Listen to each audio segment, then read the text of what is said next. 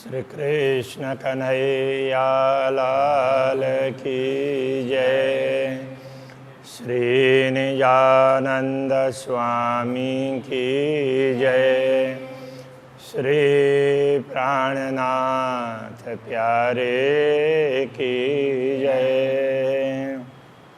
महामत कहे बोलू कमे अरश मसाला ले दरगाही रूहन को सुख असल देने के सुख असल देने के। श्री कृष्ण कन्हैया लाल की। 12वें प्रकरण में श्री राज्य के स्कंद प्रदेश, कंठ, मुखारविंद, भुजाएं, इन सब का वर्णन किया है। आरंभ में कुछ चौपाइयाँ मंगलाचरण की है, तो उसके बाद में विस्तृत वर्णन किया है। मुख मेरे महबूब का रंगाती उज्जवल गुलाल। कहते हैं मेरे महबूब प्रियतम परमात्मा का मुखारविंद उज्ज्वल और गुलाबी रंग का है। गुलाबी रंग में भी उज्ज्वल प्रकार का इस प्रकार का इस रंग का मुखारविंद है। क्यों कहूँ सलू की नाजुकी, उसके सलू की सुंदरता और नाजुकी कोमलता, उसके विषय में क्या वर्णन करें। नूर तजल्ली नूर जमाल, ये पूर्ण ब्रह्म परमात्मा का देदीप्यमान प्रकाश सौंदर्य का यह पुंजई है, इस प्रकार से कहना चाह रहे हैं। बड़ा सुंदर है, इसमें बड़ा कोमल है। बाहें मेरे मासूक की प्यारी लगे मेरी रूह। मेरे मासूक मेरे प्रियतम स्वामी, उनकी बाहें भुजाएं प्यारी लगी मेरी रूह, मेरे आत्मा को बहुत प्रिय लगती है। हक हुक्म यूँ कहावत सो वाही जाने हक रूह।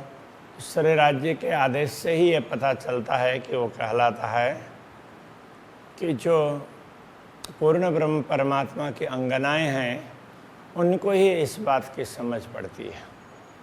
अंग रंग सलु की सुभान की चकलाई उज्जवल गौर। पूर्ण ब्रह्म परमात्मा के अंगों की सुंदरता, उनका रंग, वो चकलाई तो भी सुंदरता के लिए ही है। उज्ज्वल गौर, वो लालिमा भी है और उज्ज्वल गौर वर्ण है। नाम सुनत इन अंग के। अब एक एक अंग, ये तो मुखारविंद में पूरा पूरा आ जाता है, उसके सब अंग आएंगे। इन अंगों का नाम सुनते ही जीवरा न हो चूर चूर। ये जीव है और टुकड़े टुकड़े हो जाने चाहिए, क्यों नहीं होता है। तो कहने का तात्पर्य घायल हो जाना चाहिए। तो ये सुन करके बस दुनिया के तरफ में उसका कुछ ध्यान ही नहीं होना चाहिए, इसी के चिंतन में वो मग्न रह जाए। ए छवि अंगारस के ज्योत अंग कमूरत। ये छवि है अंगारस के, परमधाम के अंगों की छवि है। ये आकृति है परमधाम के अंगों की है, ये दुनिया के अंगों की नहीं है। ज्योत अंग कमूरत, अक्षरातीत धाम धनी की आकृति उनके अंग और उनकी ज्योति है, उनके स्वरूप की। एक कहने में आवे क्यों कर, शब्दों के द्वारा इनको बताया नहीं जा सकता। जो कही अमरद सूरत, बस इसलिए इनके लिए कह दिया कि ये किशोर स्वरूप हैं, बस इतना कह दिया, उससे आगे बता नहीं पाए। अभी उनका आदेश है इसलिए इतना बता रहे हैं, पहले उतना ही आदेश था। खबे देत दो खूबियाँ रूह देख देख होए खुशहाल। ये स्कंद प्रदेश है, तो खब्बा का अंत कहते हैं, ये स्कंद प्रदेश दोनों तरफ का। देत दो खूबियाँ, दो खूबी देता है, तो दोनों तरफ दिखते हैं ना, इसलिए दो विशेषताएं। रूह देख देख वही खुशहाल है, इनको देख देख करके भी आत्मा बड़ी प्रसन्न होती है। जो नेक आवे अरस की लज्जत, जिसको भी परमधाम का थोड़ा सा भी स्वाद प्राप्त हो ना, आनंद, परमधाम के आनंद का, किसी ने उसने चख भी लिया हो तो रोम रोम लगे रूह भाल। तो आत्मा को के रोम रोम में मानो भाले चुभ रहे हों, इस तरह से लगेगा।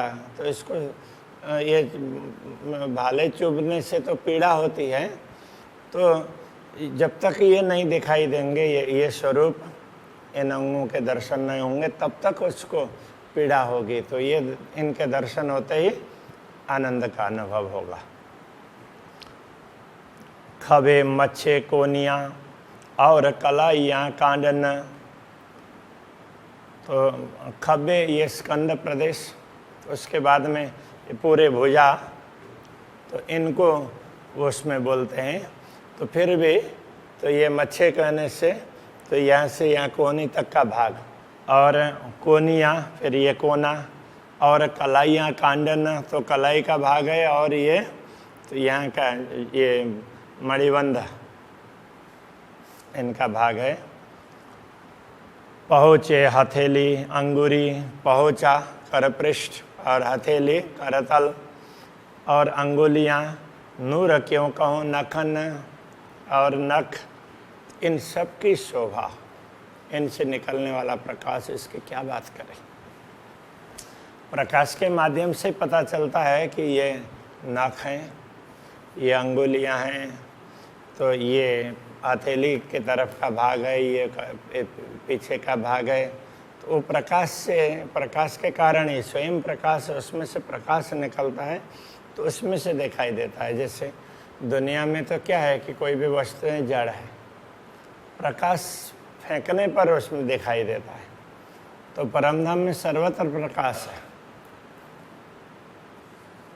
तो उनमें प्रकाश निकलता है, उसमें से पता चलता है। ज्योत नखन की क्यों कहूँ अवकाश रयो भराए, और ये नख से निकलने वाली ज्योति है, उसकी क्या बात करें, इनसे तो पूरा आकाश भर जाता है इनके प्रकाश से। तो तामे ज्योत नखन की नहरें चलियाँ जाए, मानो पूरा आकाश से वो प्रकाश से भरा हुआ है। तो उसमें भी नखों की ज्योति है, तो ऐसे पूरे आसमान को चीर करके आगे तक पहुंचती है। तो प्रकाश की नहरें आगे बढ़ रही हो ऐसा लगता है। ज्यों ज्यों हाथ की अंगुली होता है चलवन, जैसे हाथ की अंगुलियों का चलाना हलन चलन होगा, त्यों त्यों नख ज्योत आकाश में नहरें चीर चली रोशन। तो जैसे जैसे चलाते हैं उस प्रकार से वहाँ से नहरें निकल रही हो प्रकाश की, और पूरे आसमान को चीर करके जा रही हो ऐसा लगता है। इसलिए वो स्वरूप सुंदर, इस प्रकरण में भी कहा था, नख का नूर चीर चढ़ियो आसमान में, ज्यों हक चलवन करे सब अंगूरी। उसी की स्पष्टता यहाँ और ज़्यादा कर दी। वो नहर की तरह से लगता है। एक अंग जो निरखिए तो निकस जाए उम्र। दूसरे राज्य के अंग इतने सुंदर हैं कि एक एक अंग को देखने लग जाते हैं ना, तो देखते ही रह जाएं ऐसा लगता है। पूरी आयु, पूरा जीवन ही उसमें चला जाए ऐसा होता है। उसी में इतनी मस्ती आती है, इतना आनंद आता है, वो देखते ही रहें ऐसा होता है। एक अंग वर्णन ना हो वही, इसलिए एक अंग का भी वर्णन नहीं हो सकता, तो होए स्वरूप वर्णन क्यों कर।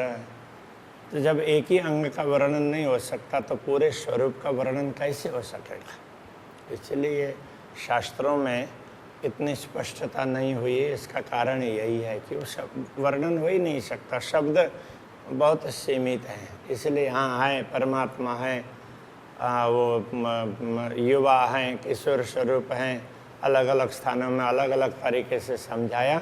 सच्चिदानंद स्वरूप है ऐसा बोल दिया, किंतु एक एक अंगों का वर्णन नहीं हुआ।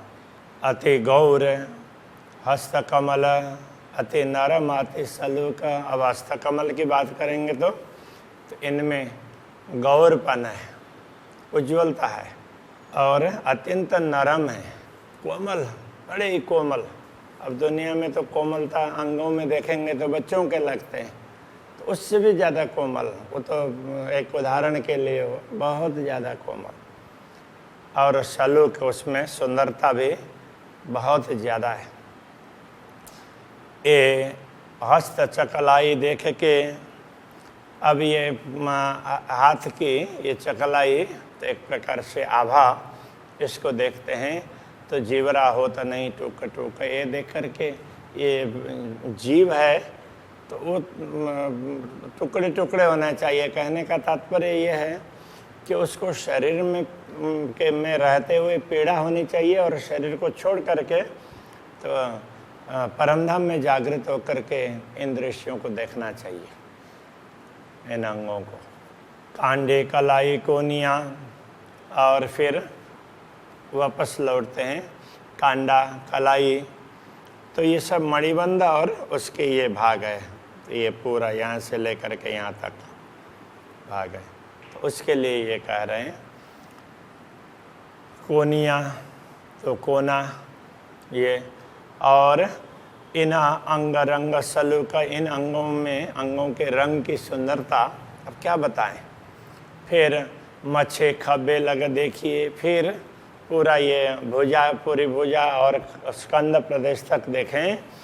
रूह क्यों न होए भूख भूख, तो ये आत्मा जैसे कोई चीज़ है पीसी जाए तो उसका भुक्का बन जाता है ना, चूर्ण हो जाता है, तो ये आत्मा कैसे टिकी रही है इस शरीर में। तो इससे तो ये तो चूर्ण हो जाना चाहिए, और फिर आत्मा तो परमधाम में जागृत हो जाना चाहिए, तो ये कहना चाह रहे हैं। ये अंग सारे रस भरे सब संदो संद ऐसे का, ये सारे अंग अक्षरातीत के रस से परिपूर्ण है। अब कौन सा रस है? सब संदो संद, इसके पूरे जोड़ जोड़ में, रोम रोम में ये प्रेम है, प्रेम का रस भरा हुआ है। सहु रखिए जीवरा उड़े, यदि इस पर विवेक से समझ लेते हैं तो ये जीव है, शरीर में नहीं रह पाएगा तो उड़ जाएगा। अरस अंग वाहिदतः, तो ये जीव क्या है? मूल रूप से तो परमधाम का अंग है। हक वाहिदत का तात्पर्य पूर्ण ब्रह्म परमात्मा के अद्वैत भाव में है, तो उनका अंग ही है, तो इसीलिए वो दुनिया में कैसे टिक पाएगा। जीवरा न समझे अर्श को, ना सौर करे वाहिदत्त, वैसे ये जीव सामान्य रूप से न परमधाम को समझता है, न अद्वैत भाव को की समझ है उसके पास। रुएं भूल गई लाड़ लज्जत, इसलिए ये आत्मा पूर्ण ब्रह्म परमात्मा के लाड़, उनके प्रेम, उनका दुलार, उसकी लज्जत का तात्पर्य होता है स्वाद, उसके आस्वादन को भूल गई। कितना प्रेम है अक्षरातीत धामधनी का, वो हमारे ऊपर कितना प्रेम करते हैं, वो भाव भूल गई ब्रह्मात्मा। ना सुधर निश्वत, उसको ये भी ख्याल नहीं रहा कि हमारा संबंध अक्षरातीत से इस प्रकार है, अंग अंगी भाव का संबंध है, ये भी वो भूल गई। तो इतना कह करके ये मंगलाचरण पूर्ण कर देते हैं। अब कहूँ कंठ शोभा मुख की, अब कंठ और मुखारविंद की शोभा का वर्णन करते हैं, और इसका सबों अंग और सब अंगों का, अंग प्रत्यंगों का प्रेम। आशिक दिल छवि चुभ रही मासुक रूप रस रंग, अनुरागिनी आत्मा के दिल में पूर्ण ब्रह्म परमात्मा की दिव्य छवि वो अंकित हो जाती है। मासुक रूप रस रंगा, उन मासुक प्रियतम परमात्मा का स्वरूप, और पूरा वो रसपूर्ण स्वरूप है, और वो प्रेम रस से ही रंगा हुआ ऐसा प्रेम पूर्ण स्वरूप है पूर्ण ब्रह्म परमात्मा का। वो अनुरागिनी आत्मा के हृदय में सदैव अंकित रहता है, इसलिए अब उसका थोड़ा सा वर्णन करते हैं। ये कहना चाह रहे हैं, ये जो कोमलता कंठ की क्यों कहूँ चकलाई गौर, ये जो कंठ की कोमलता है और उसमें जो उज्ज्वलता है ना, उसकी चमक है, तो वो कैसी है? गौर वर्ण में चमक है। वैसे तो हर वर्ण में चमक होता है, हर रंग में भी चमक होता है। तो जैसे अभी बोलते हैं ना शाइनिंग वाला और डल, ऐसा बोलते हैं।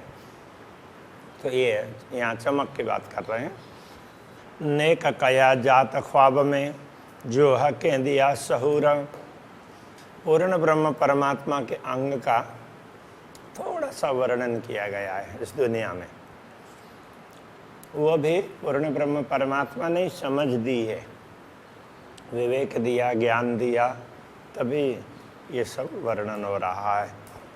गौर के त्यों मुख से सो देख के अंग इत का। यदि मैं मुंह से ये गौर वर्ण कह रहा हूँ, ये यहाँ दुनिया के अंगों को देख करके,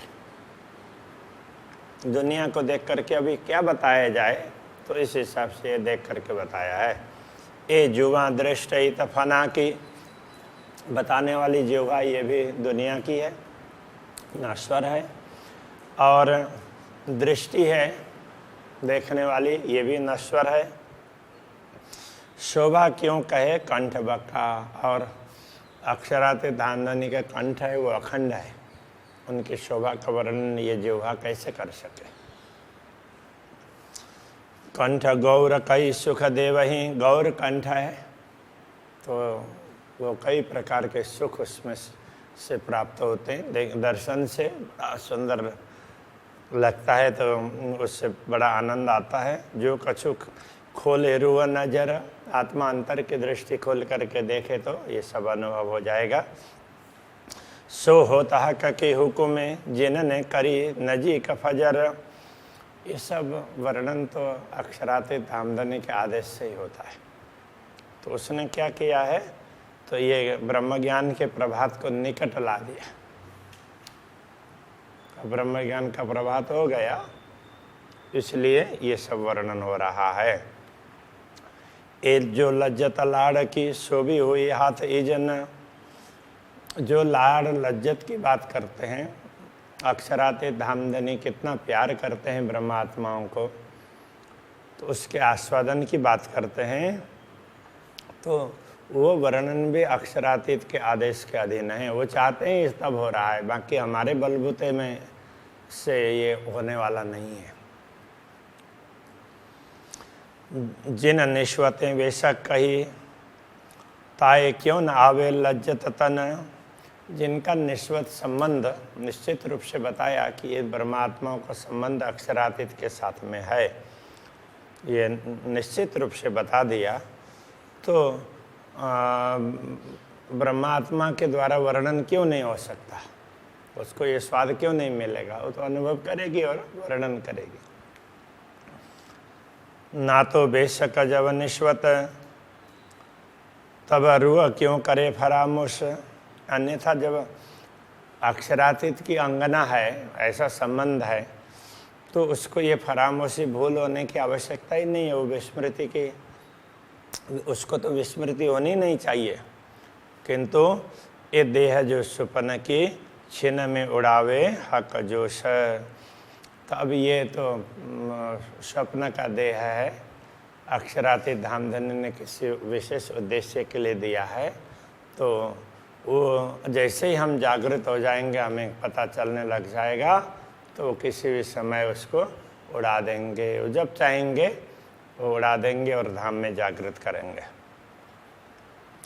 तो श्री राज्य का जोश ही अक्षरातीत धामधनी का जोश है, वो इस शरीर को क्षण मात्र में उड़ा सकता है। ये जो देखो सहूर करके भई आड़ी हक आमर। जरा सहूर करके देखो, विवेक से चिंतन करके मनन करके जरा सा देख लो। भई आड़ी हक आमर, हक के आमर तो श्री राज्य का आदेश, तो वो व्यवधान रूप बना है। वो चाह रहे हैं तब शरीर टिका हुआ है, वो जब तक चाहेंगे तब तक टिका रहेगा। हमने तो उनके ऊपर छोड़ दिया, अब लगाम उनके हाथ में, तो जब तक चाहेंगे तब तक टिका देंगे, जब चाहेंगे तब उसको उड़ा देंगे। ये कह रहे हैं कि ये शरीर टिका है, तो इसमें श्री राज्य का आदेश से महत्वपूर्ण भूमिका निभा रहा है। ना तो बल करते धनी बेशक, ये देह ख्वाब रहे क्यों कर। जब धामधनी चाहते, निश्चित रूप से वो चाहते तो ये शरीर, ये स्वप्न की देह है, ये बिल्कुल टिक नहीं सकती। प्रीत रीत इश्क की, इश्क ही सहज स्नेह। श्री राज्य की प्रीत की रीत है वो प्रेम की ही है, और सहज स्नेह, स्नेह वो सब प्रेम ही है। निस्दिन वसत इश्क, नख सिख भीजे सब देह। नहीं तो क्या है, ये कहना चाह रहे हैं कि देखो, नहीं तो ये आत्मा है, रात दिन उनके प्रेम में ही तो मस्त रह रही है। तो इसमें रात दिन प्रेम ही रहता है। और नख से का बीजे सब दिया, नख से लेकर के शिखा पर्यंत पूरा शरीर प्रेम से भीगा हुआ है, आप्लावित है। भव भ्रुकुटी पल पापन, मुस्कत लवन नीलवट। भव है, भ्रुकुटी है, और पल पापन, पलक आंख बंद होना, और पापन बोलते हैं ये उसको आँख की, ये वो जब पकती है, जब बंद होता है तो वो पर्दा, उसको पापन बोलते हैं। मुस्कत लवनी नीलाट, जब मुस्कान करते हैं तो उस समय ये ललाट की भी शोभा बढ़ती है। तो लवने कई स्थानों पर तो कान के आसपास का अंग की बात कही है, किंतु डिक्शनरी में देखा तो कहीं भी इसका ये अर्थ नहीं आया। तो मुझे लगा कि ये लावण्य के लिए लवन शब्द का प्रयोग किया होगा, तो लावण्य शब्द मिलता है। तो इसमें अर्थ भी लगता है कि जब हंसते हैं तो ललाट की भी शोभा बढ़ती है ना, उसके अलग प्रकार की शोभा बढ़ती है। इन्हीं विधा जब मुख निरखिए, इस प्रकार जब पूरे मुखारविंद का दर्शन करते हैं तो तब खुले हृदय के पट, तब हृदय के पट खुल जाएंगे। छब फब नहीं एक भांत की, श्रवण गाल मुस्कत। छवि, फबना मतलब अच्छा लगना, तो छवि की जो शोभा है वो अलग प्रकार की शोभा है पूरी छवि की। और श्रवण गाल मुस्कत, जब मुस्कुराते हैं तो उस समय ये गाल है श्रवण इंद्रिय की ओर जाता है। ऐसे हंसते हैं तो इधर ही की ओर शो करता है ना, तब भी बड़ा अच्छा लगता है। लाल अधर मुख नासिका, उस समय लाल अधर मुख नासिका। जानो गौर हरवटी हंसता, तो मानो हंसते हैं तो केवल मुँह ही हंसता है, ऐसा नहीं है कि वो पूरा वो गाल भी कान की ओर चला जाता है, और वो अधर है, नासिका है, मुंह है, और ये हरवटी चिबुक, ये सारे के सारे हंस रहे हैं, ऐसा लगता है। सब में असर होता है ना। तो इतनी सुंदरता इस श्री राज्य के मुस्कान में है। तो इस प्रकार से वर्णन कर रहे हैं। अभी के प्रसंग को यहीं रखते हैं। श्री कृष्ण कन्हैया लाल की।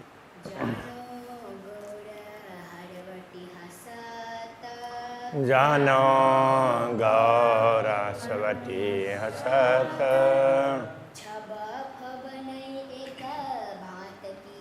छब फब नहीं एक भांत की।